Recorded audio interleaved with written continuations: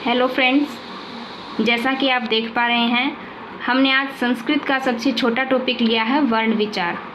वर्ण विचार में सबसे पहले हम देखते हैं संस्कृत भाषा कैसी है। पूर्णतया संस्कार की हुई भाषा है, परिमार्जित भाषा है, अर्थात कि ये सबसे शुद्ध भाषा है। वैसे सभी भाषाएं अपनी अपनी जगह शुद्ध होती हैं, लेकिन इसे हम आदि भाषा भी कहते हैं, जिससे कि अन्य भाषाओं का उत्पन्न होना माना जाता है।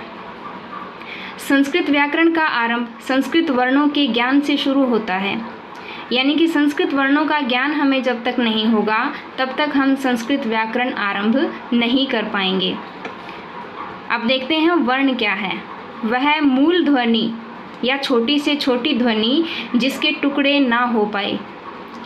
ठीक है, जो मूल ध्वनि, जैसे कि देखिए यहाँ पे मैंने लिखा है मूल ध्वनि या अक्षर या वर्ण क, ख, ग, घ। इनको हम आधे व्यंजन या आधे अक्षर मानेंगे। क्यों? क्योंकि ये हलंत्य है। हलंत क्या होता है?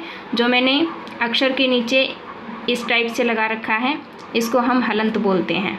ठीक है, तो हलंत्य वर्ण हमेशा आधा होता है, ये ध्यान रखना है आपको। फिर है पूर्ण अक्षर। पूर्ण अक्षर कब होता है?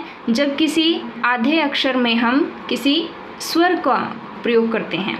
जब हम किसी आधे अक्षर के साथ स्वर का प्रयोग करते हैं तब वो आता है, ये होता है पूर्ण अक्षर। जैसे क में हमने ए मिलाया तब इसमें पूरा क हमने पाया। फिर देखिए ख, आधे ख में हमने ए मिलाया तब हमने पूरा ख पाया। अब देखिए, ये याद रखना है आपको, मूल ध्वनि में हलंत्य वर्ण आते हैं, यानी जिसमें हलंत लगा है वो आधा अक्षर माना जाता है। उसको पूर्ण करने के लिए हमें उसके अंदर किसी भी स्वर की सहायता लेनी पड़ेगी। संस्कृत में 48 वर्णों का प्रयोग होता है, या कहेंगे हम 48 वर्ण यूज़ में लिए जाते हैं संस्कृत वर्णमाला में। ये 3 भागों में विभक्त होते हैं। कौन कौन से 3 वर्ण? देखिए, स्वर, व्यंजन, अयोगवा है। ठीक है, अभी इसमें हम पढ़ेंगे स्वर। स्वर में देखिए संस्कृत में 13 स्वर हैं। बिना किसी अन्य वर्ण की सहायता से जिन वर्णों का उच्चारण होता है वे स्वर हैं। देखिए, जब हम स्वरों का उच्चारण करते हैं, उच्चारण का मतलब होता है उसे बोलना। ठीक है, किसी भी स्वर को बोलना, उसको उच्चारण करना कहलाता है। तो संस्कृत में 13 स्वर होते हैं। इन 13 स्वरों का हम बिना किसी अन्य वर्ण की सहायता के प्रयोग कर सकते हैं या बोल सकते हैं। जैसे कि अ, ई, उ, री, री आदि ये स्वर होते हैं। कितने स्वर माने जाते हैं संस्कृत में? 13 स्वर माने जाते हैं, क्योंकि ये विभक्त कितने में है? 48 वर्ण हैं। इनमें से स्वर कितने हैं, व्यंजन कितने हैं, अयोगवाह कितने होते हैं, ये हम जानेंगे। सबसे पहले हम देख रहे हैं स्वर। स्वर में संस्कृत में 13 स्वर होते हैं।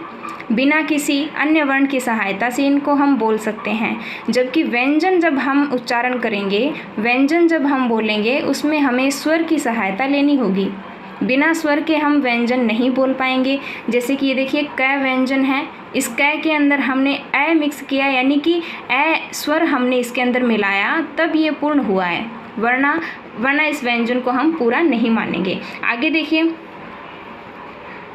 13 स्वरों में 5 ह्रस्व स्वर, जैसा कि हमने यहाँ देखा 13 स्वर होते हैं। तो इन 13 स्वरों में 5 तो ह्रस्व स्वर होते हैं। ह्रस्व स्वर यानी जिसमें एक मात्रा जितना समय लगता हो, जिसको बोलने में एक मात्रा जितना समय लगता हो, जैसे कि अ, ई, उ, री, री। आगे देखिए, 8 दीर्घ स्वर होते हैं। दीर्घ का मतलब है जिसमें 2 मात्राओं जितना समय लगता हो, यानी दीर्घ स्वरों को जब हम बोलेंगे उसमें 2 मात्राओं जितना समय लगेगा। जैसे आ, ई, उ, री, ए, ऐ, ओ, औ। ठीक है, इनमें हमें 2 मात्राओं जितना समय लगेगा। फिर है 9 प्लुत स्वर होते हैं। अब तीसरे कौन से स्वर हैं? देखिए, स्वर को भी हमने 3 में डिवाइड किया है। कौन कौन से?